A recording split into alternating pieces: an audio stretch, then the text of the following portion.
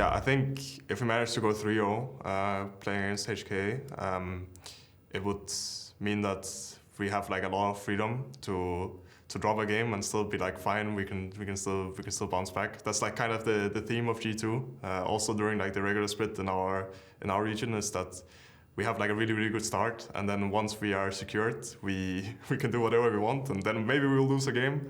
But yeah, I mean, it will just like be good for our confidence, and hopefully not too overconfident, but it'll for sure be a nice feeling.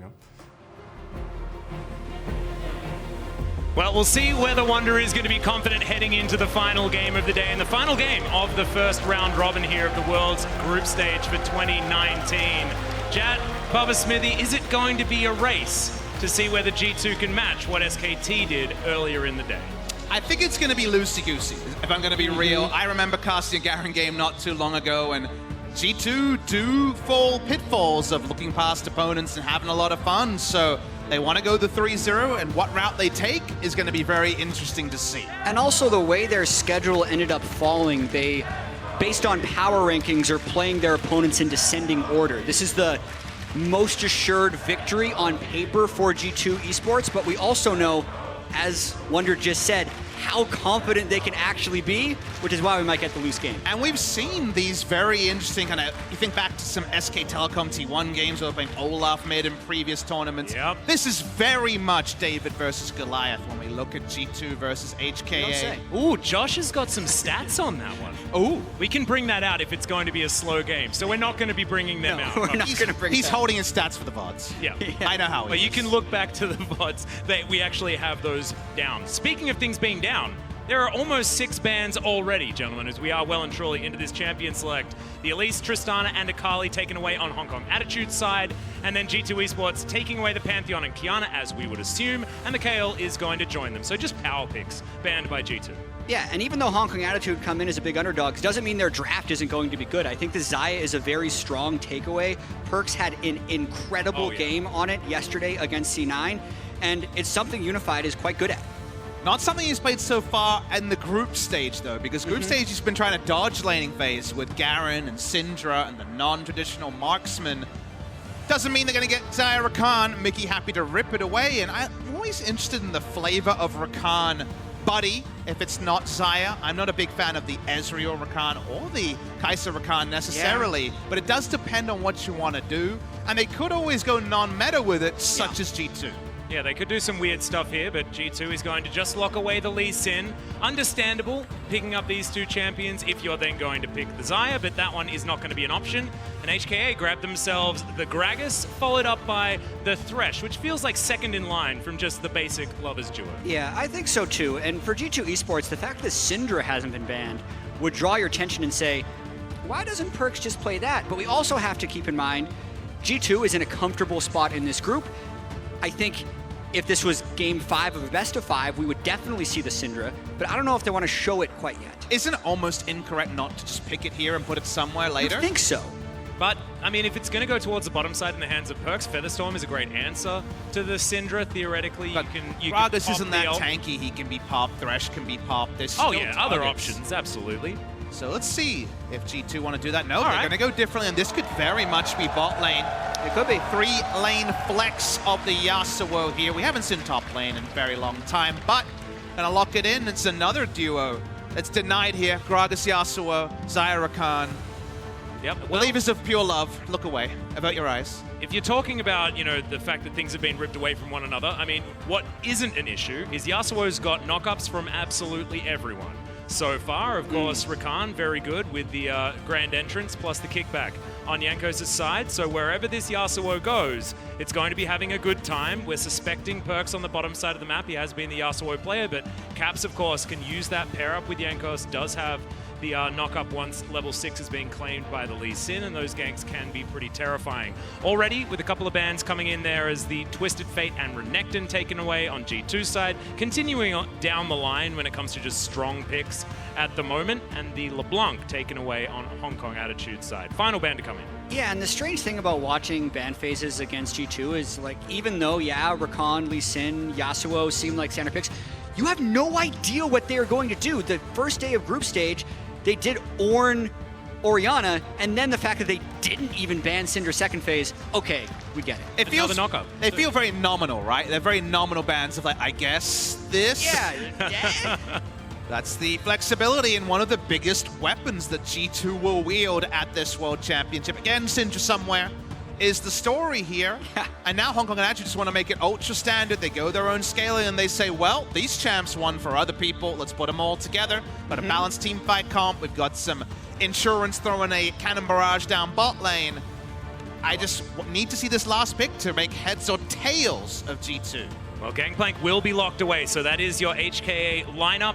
Not a lot of ambiguity when it comes to this one as well, so we know where everything's going, and now G2 can answer, and maybe we'll learn something at this point. Maybe we'll learn something at 20 seconds Yeah, Vladimir in is the good. next countdown, and Vladimir is locked away. So let's find out where all these picks are going. Yeah, that's kind of the one pick that I think I was able to predict here in the G2 of last picking Vladimir into the GP. It can scale faster than Vladimir and get solo lane kills, and also, since there's so much knockup synergy, the Yasuo Syndra can still swap at any point.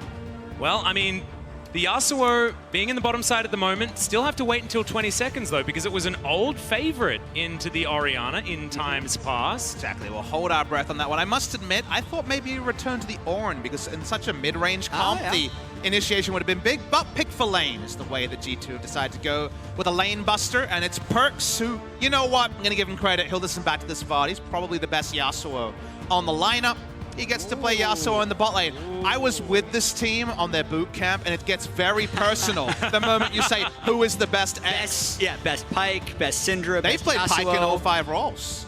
Who was the best? Did they? It Yeah. was. I can agree with one thing, it wasn't Jankos.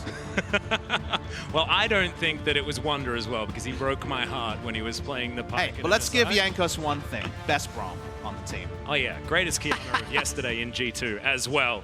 As we are very close to getting into the final game of the day. Let's go.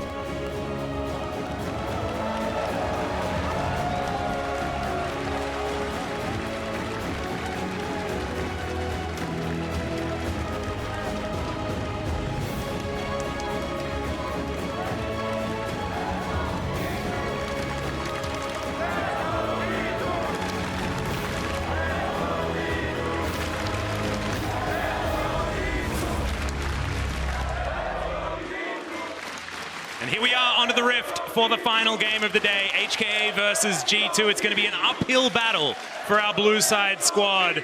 And G2, let's see what they have in store for us with this Yasuo composition. Only the Vladimir unable to get those knockups for the last breath. As over the wall goes Mikyx, and Unified takes a couple of autos, but is otherwise all right. Good scouting report here, actually. When it comes to checking all these brush, I can remember Origin being tilted off the Rift in some of those spring playoffs best of fives by the very creative approaches that with starting the grand entrance on Rakan you can pull off at level 1. So no cheese level 1 here to tilt you off the planet. G2, they're adoring fans. They've kind of, as an org, gone around the world searching for acceptance and love, and definitely here in Berlin, they are a fan favorite. Definitely with the home crowd behind them. And this might be the only time in the game where we have a little bit of a lull. The last 2 games we've played have been 44.5 minutes and 43.5 minutes long. Okay, so what are we G2, expecting now? We only get one topic off G2 topic has here. averaged 27 minutes and 12 seconds so far at World's Group Stage, which if they kept it up, would be faster than IG last year, who was the fastest group stage average ever. Just so people know, not necessarily tracking anything, the fastest game in World's history is 20 minutes and 21 seconds. We know G2 has the fastest game of MSI history, and these are like the G2 side quests, potentially, in this group stage. I'm going to have to pull my one veto for the replacement in the LCK. We had one lull, and he talked about the game in it. What the hell? Yeah. Sorry, you're off the hook now, Jat. It's just not going to happen. We're looking for different things, slightly different skills. Maybe in the next life. Required. Yeah, maybe next season. You can just work on it. You could work on it. Changed your opinion real fast. Oh, it's just we had such great interview process. There's been like what 8 games so far. They're loving the 9th one. They're loving the Atlas Jack combo, I got to say. Well, let's see here at level 1. Level 2 advantage comes in and grand entrance out very quickly. That's a grand exit, Papa Smithy, as Mikyx does get himself out, but no harm, no foul, and this minion wave is going to be pushed towards G2 pretty easily. These Yasuo lanes always change around level 6 when that extra threat of an all-in comes in. The wind wall can be very powerful against the Xayah feathers, we must remember. And it will also stop the ball on a command attack as well.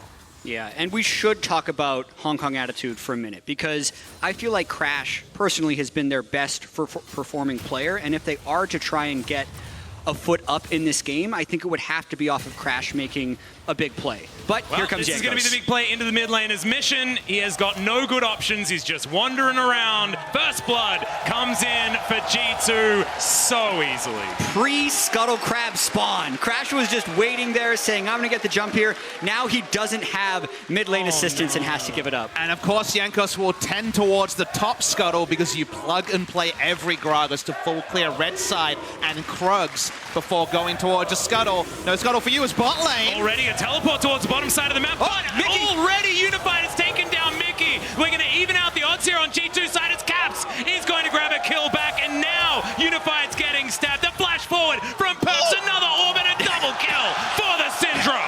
He's 3-0 before 4 minutes.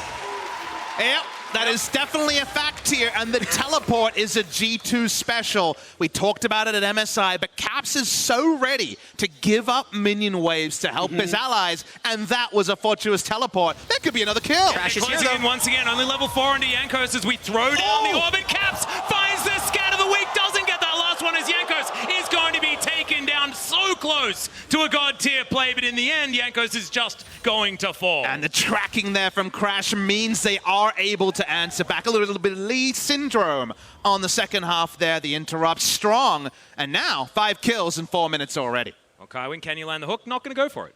Because, of course, Windwall was available. Perkz without any summoner spells. He's just going to go back home. Couple of assists to his name. And Caps went back and just got a blasting one. I love that.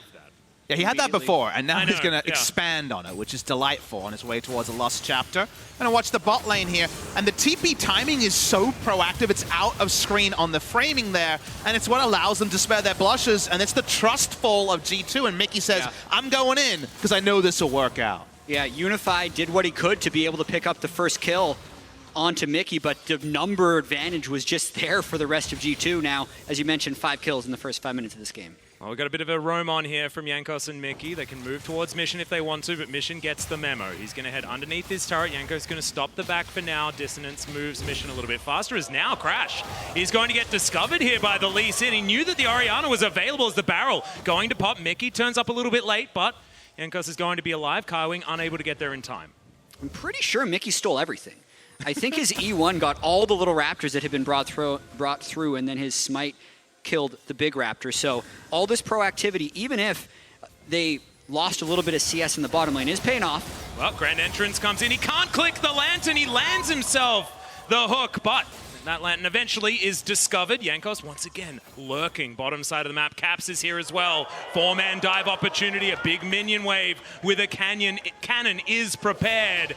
And HKA, can you outplay this one? Only level 4 on Unified. No flashes on either members. And G2, they're not going to go for it. It's not a full minion wave. They were spotted early, smart there, and then probably the spotting ward that he's walking over now was helpful. Crash pops the Predator, just say, please go away. They can oblige. They will for now, at least. Not going to see a Drake start yet. Either, you would imagine. Actually, Sorcerer's Shoes rushes are the most possible burst here. And remember that Syndra, to Synercists at least, is kind of a stat check champion of, do you have enough AP and Magic Pen? The answer right now is yes, and it was an old counter matchup into the Orianna, who has an old Magic Mantle, but going to have to hug it really closely to stay alive. And I'd be remiss if I didn't mention that Mikyx has Aftershock on Rakan. Usually you see Guardian on this. It would potentially give him more resist in and all-in with Yasuo, but if he gets hooked out, he can't just immediately proc it to get that bonus. We saw it from time to time in the LCK. Like you said, Guardian was still the dominant one, as Perkz going to leap around.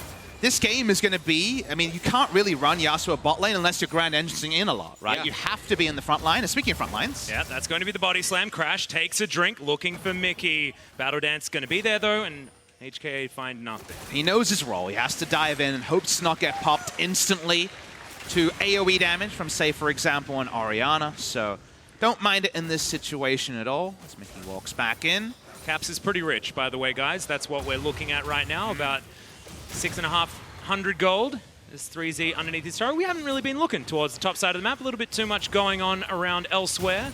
But they're sitting at about the same health mark, and as you can see in the CS, it's a slight lead for Wunder, which is bad news bears, because there's a Kleptomancy, and that's going to mean that Wunder is well and truly ahead.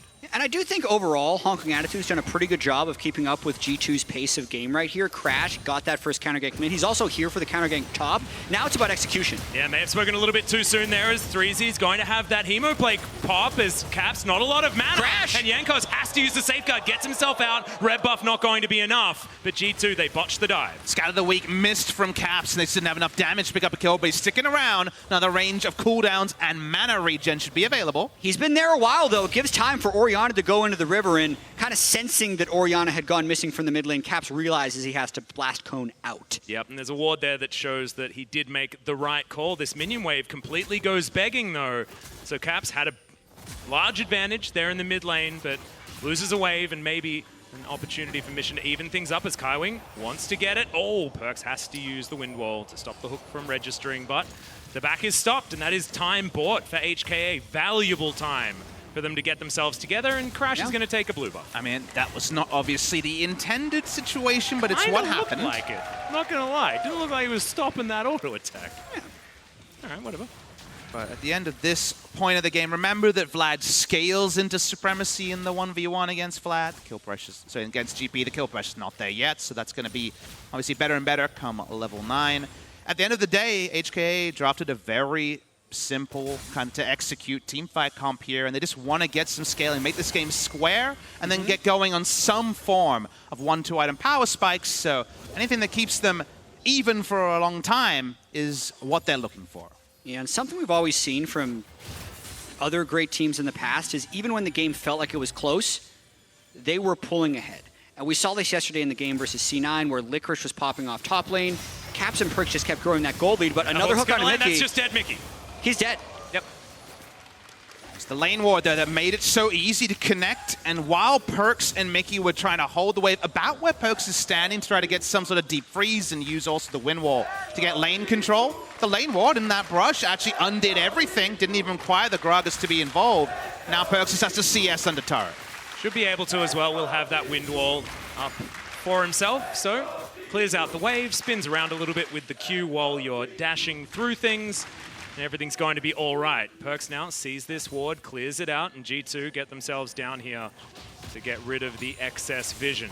Still, the Mountain Drake hasn't been taken, but Shelly has just spawned onto the Rift. We'll see whether that extra objective that's been applied to the map is going to help out for either G2 or HKA as far as making some moves. And considering this game started with a 3-minute first blood for Caps into an immediate double kill teleport bot lane, HKA has done a great job of neutralizing that from that point, and now Crash has the upgraded jungle item, so does pack a big punch if they want to contest this Drake.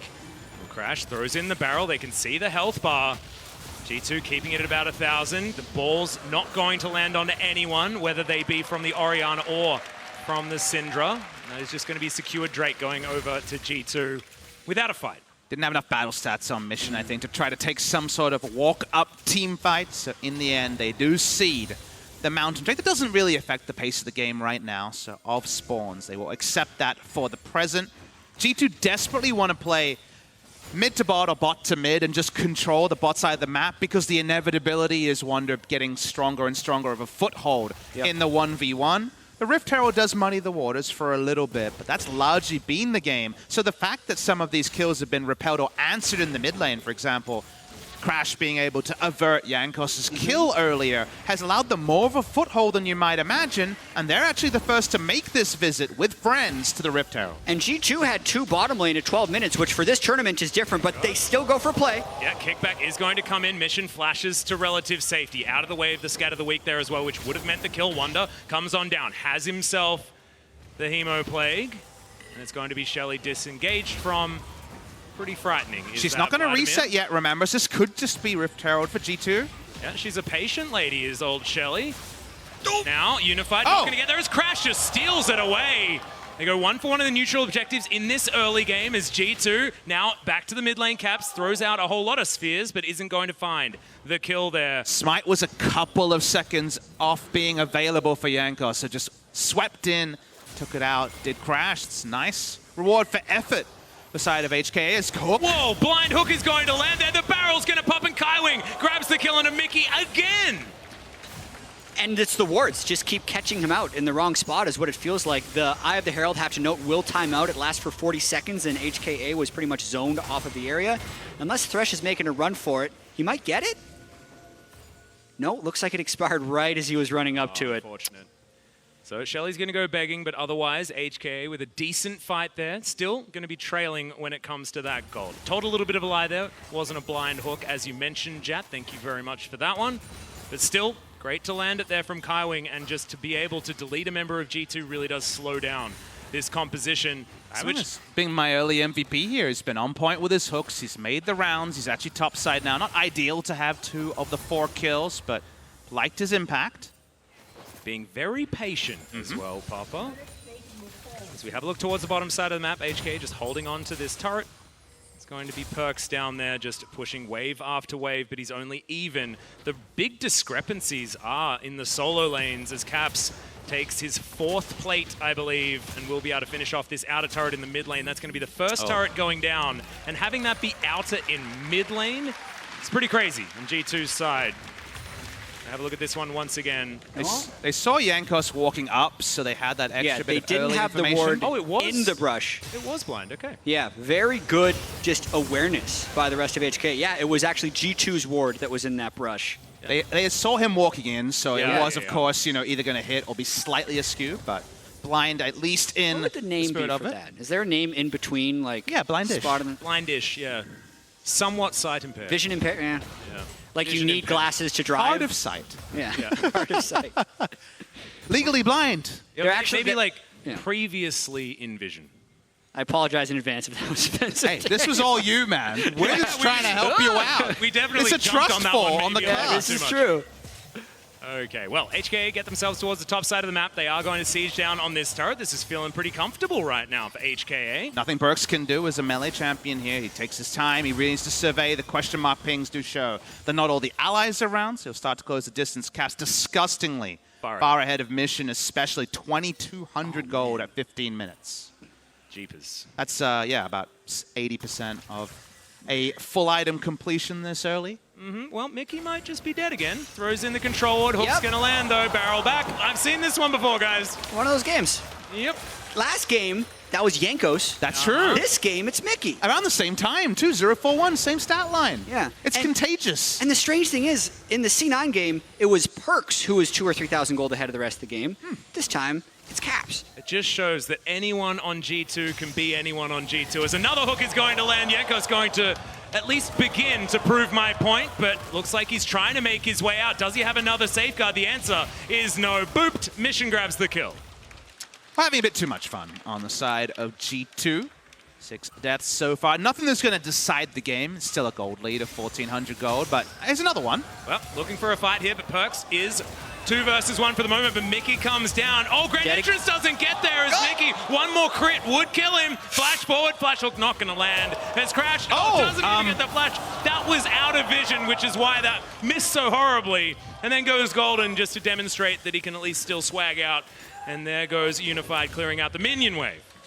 G2 definitely playing loose, and because of the scaling of Hong Kong Attitude, they definitely need to clean up the way that they're playing probably for the rest of the game. This turret goes over in the top. HKA is going to be pulling actually quite close in the gold, making it under 1K at 16 minutes. And G2 needs to really just clean up the play. Hong Kong Attitude's played very well so far. Yeah, when it comes to scaling, there'll be a big mid-game portion where Hong Kong Attitude's pretty easy to execute teamfight comp with good scalers. I think we'll pull away. I still think there's a 6-item Vladimir breakpoint where he kind of runs at people, can take over, but that's ages away. And in the immediacy of the next 15 minutes, moments like this, especially with Mickey, who's just, he honestly just needs to eat his Wheaties and get some experience. He's still level 6 and almost going down to a gust of wind every time he rolls by. And Crash doesn't get the flash there. Of course, no vision available, but still able to get the fadeaway barrel. Had a stopwatch. We'll be building that into a Zonia's shortly, so shouldn't actually have to sit on that broken stopwatch for long. In fact, not very much money to complete that recipe as well. It has all of the components available. So G2 will finally get their act together and take down this outer turret by the looks of things, but no, this minion wave is going to get finished off pretty quickly, Jankos. Is he going to get that ward? And actually just finds 3Z. Can he get it? Actually takes down the barrel, like it. And lands another Q. He's got his Conqueror. Trying to come on down. Yeah, exactly. Jankos just fighting the One top more? laner like he's an even match as the flash is gained. Traded for the grand entrance. Brilliant for G2. In the meantime, Perkz taking down the outer turret top lane. And moments like that where actually you've zoomed in on the kill but realize to herald the minion wave being taxied by Perkz to get the turret shows the more fundamental side. As Caps is Yeah, that's a lot of spheres, but Yeah. not enough. One sidestep of a skill shot there by 3Z means he can stay alive. And yes, G2 sent about 3 or 4 people after 3Z. It means they have the rest of their team on the other side of the map, and they can actually get a tier 2. They're making a very long lane in this bot lane. The Cannon Barrage used to prune a wave as well. So there's no gold lead really at all. They are actually even in gold in 18 minutes, which given some of the predictions and the speed runs that people were alluding to, even the early game, right? The pace is slowed, and suddenly things are looking competitive. Yep. I don't think they're going to end this game in the next 2 minutes. There's the safeguard back as 3Z, the Hemo Plague is down. He's fine. Tides of Bloods are in, but as you can see, yeah, exactly right, chat, and Crash is going to get the answering kill onto Jankos. Mission turns up with the teleport, and HKA, they're triaging beautiful. 8 and 3 now is their advantage. And guys, when do we start talking about this as an HKA game that they have control of and may just win? I think this is the start of the conversation. Crash is playing a great game. He has been counter-ganking Jankos every single time except for the first blood. Now G2 wants to try another fight. Feels like we've been waiting for this Crash for upwards of 2 years. But maybe, just maybe, he's going to start living up to that Longzhu hype back in the day. Very, very early hype. He always had something about him. A swagger, his Nidalee, very impressive on debut, but never took the next step. Was never a starter in a contender. He's found his way to the World Championships. And he and Kaiwing together, the Thresh and the Gragas have been everywhere in this early game. And G2 skip steps. That's what they do. They like to skip steps to find plays and surprise people with their aggression. Turns out when your buddy system's working, the outnumbering, the kills, and so far no inroads for G2. Well, red buff going to be taken here from Perkz. Might be a little bit early because, of course, only 500 gold is going to be the difference. HKA, they are crossing their T's, dotting their I's, getting themselves towards a moment where this Baron can be contended with. Bottom side of the map is Jankos. No vision on him on HKA's side, but look at all of the vision they have top side of the map. They've done their homework, and they know where G2 are. 3Z heads down. He's got teleport available. This is just clean. And G2 need to play around their strongest member in Caps, but that's actually, as he checks mid, has to burn his flash. Immediately, yeah. Cannon Barrage is invested there as well as G2 trying to regroup. And Dissonance, bit of damage onto Wunder. Hook's not landing. HK just back away, but you can feel the teeth that this composition has at this stage of the game. Exactly. It's getting to that point we talked about in the mid-game where you love what they've got going on. Jankos chasing down. Yeah, 3Z gets kicked back, as the Q is going to land. Caps, I think there should be enough spheres now for them to grab this kill as the unleashed power may be necessary, and Caps decides not to waste any more time. But it does take a little while, 2 versus 1 bottom side. What can HKA do to get things back elsewhere? Yeah, 3Z was trying to play a little ring around the rosy, but that is exactly what G2 needed to do with playing around Caps. He was a little bit in the middle of nowhere too, 3Z. Like he was actually really far from the minion. He was around the Grump line on the side of G2, so that was one of the few times they didn't have vision to play around. And we talked about the buddy system. They abandoned it for a second. Speaking of the buddies, they're mid. They're still setting up though. Caps abandoned mid lane, which means HKA can push there. The response was delayed, but this was the response. And Crash was here this whole time, now looking for a potential engage maneuver. Barrel comes in, Wunder down to about half health, but he's Vladimir, so no use really talking about that one. Rubber bands that health bar a heck of a lot. Jankos comes around and HKA say, well, let's move towards this bottom side. Dragon going to be up relatively soon. Not entirely sure what's coming up next. G2 clear out vision. They've got topside control at this point. If you look at the Vladimir build, it tells you what Wunder's role is this game. He hasn't gone for the early 20% CDR, working towards something like a Proto Belt, no Kindle Gem in the inventory. The Spellbinder is a flanking item, allows you to get access to a team fight, and he's going to get a sweet hat to back it up. So he's very much going for the Wombo Burst alongside a Rakan Yasuo engage. If you pick the right time, you hit those spells, people die real fast. If you pick the wrong time, you don't have a stopwatch, and you can actually be mown down as you make the engage. I feel like now's the time for HKA. Wunder is so close to finishing off his Rabadon's death cap. It's going to be scary amounts of damage for the Vladimir once that one is complete. G2 still splitting this map up. They have side lanes in decent positions, and now they're crashing towards HKA. Q going to land onto 3Z, holds onto it for the moment. There's the stun. Crash, remember, very squishy with this particular build, especially against magic damage, despite the Merc treads. Yeah, and you were just talking about items. HKA just completed Infinity Edge on Unified. So now would be the time that they could actually want to take a 5v5 team fight. They have all of their ultimates available. Level 13 GP, still a strong Gragas. If they found a fight and were actually able to win it with the Mountain Drake, it would be Baron and a very serious conversation about them upsetting G2. But G2 have been a lot smarter in the last 5 minutes. They kind of made the same comms we heard in their listen-in earlier. You know, guys were running it down and have just gone back to pushing out lanes. We know they have the priority matchups in some of them. Specifically, no one kind of wants to lane against Vladimir for the rest of this game, more Malmortius or no.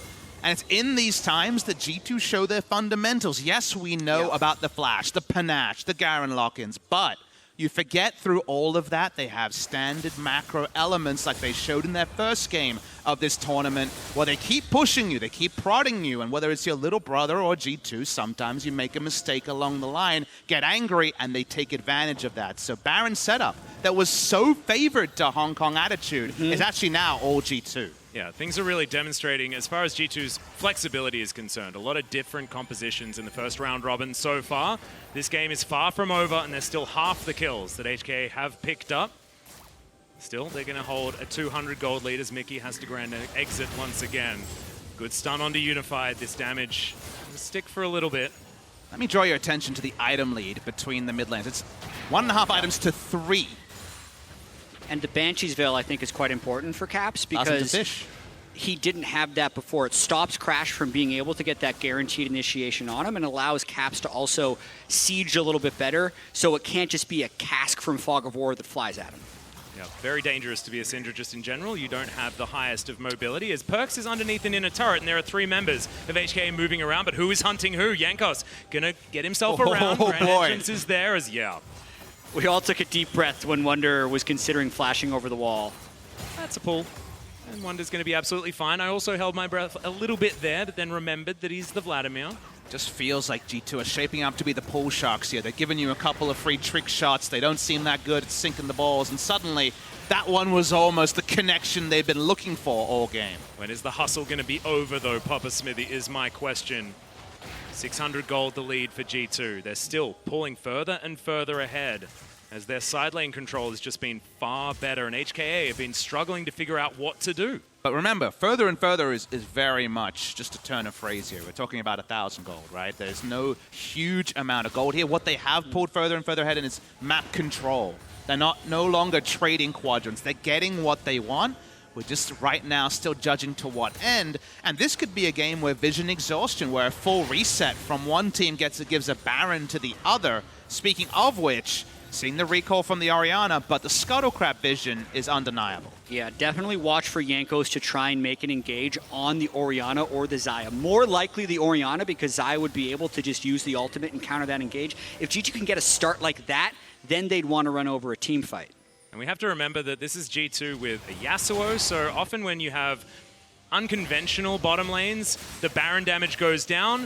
When you've got a Yasuo, it actually stays about the same. Does a lot of damage there and can deny a lot of the damage back with the wind wall. Not going to invest. Oh my god! Just disgusting damage from Caps right there. G2 still stay on the Baron. They're bathing in the cannon barrage, as they will be able to take this one down. Crash not going to be able to get in there as the Hemo Plague onto 3 members, but Wunder just going to use it to make sure that they cannot get in there and disrupt the Baron. Look at all the damage. 2-man Shockwave though as Mission trying to get one back. Caps gets shut down, but Unified may have sacrificed himself for it. Perkz puts him in the death chamber, and now Mission trying to run for the hills. No mana, but Kaiwing sets up the box to try and stop it. 3Z, these battles need to be respected, but lands the Q. Does Jankos, the flash forward. Mission now not going to get knocked up by the grand entrance as Kaiwing keeps his mid laner alive, but can't do it for the rest of his team. And few teams can turn an even game into that. That was a vision-starved Hong Kong Attitude trying to find access to the Baron pit, getting an uncontested Baron, and then also a one-team fight afterwards. And those are the fundamentals we talked about. As TPs come from everywhere, orbital strikes, here we go. Yeah, we're still fighting. Flash Flay comes in from Kaiwing, but he's punished for it. Goes golden for a moment, but he's still going to be dead. Stabbed by Perkz. Is now Mission. He's got a command attack, but over goes Wunder. Very aggressive Teleport. is G2, but they're buying space. Caps is just sieging by himself on this inhibitor turret. Unified had to respawn in order to protect it. And now finally, we might have some respite. And it's almost like G2 finds moments like this and they combat problem solve. It's like a jigsaw puzzle for them. Okay, we made some mistakes. We didn't engineer this to perfection. Grabs is probably mad, but how do we fight our way through this scenario? And even the TP spot there to get inhibitor turret damage allows them to take that combat puzzle, largely solve it, and get the first meaningful gold lead in a while. And I've heard G2 spoken about as the villains, but honestly, when you're going to give fun games like this, they certainly are the heroes to me. As Caps does a heck of a lot of damage, guys, as we check out this replay. Gragas overkilled by 1,000 damage here. Didn't even get any hits of the ultimate. Wunder jumps in, doesn't have the 6 items yet, but puts in a big chunk. What you'll notice is the flash in from Caps is for an AoE knockup, but Perkz wasn't able to get in, so they have to get a little bit creative towards the end. They end up getting the knockup on Unified after Unified tried to make the move to carry the fight, and then Jankos just has very high skill shot accuracy throughout the rest of the fight. Yeah, stretching a little bit to try and take down the Syndra. You can understand exactly why, because he's so extraordinarily strong, his Caps. But G2, now it's the war of attrition. Now it's the G2 that has all of the control. 4,000 gold, the first real gold advantage. The second Infernal Drake is going to be up very soon also, but the game may not last that long. We're about to tick over 30 minutes. And when we go back to our initial conversations of how fast can you beat the bottom teams in your group, when you're talking about these teams that we expect to go very deep in this tournament, it's not going to be G2, but they've been having a lot of fun. Mikyx goes golden, not going to die just yet. His Caps just destroys Crash. Didn't even notice because it happens way too fast as Unified. He's almost an afterthought as Perkz gets a double. It's Jankos that grabs one towards the end. Mission wonders what happens as his team evaporates.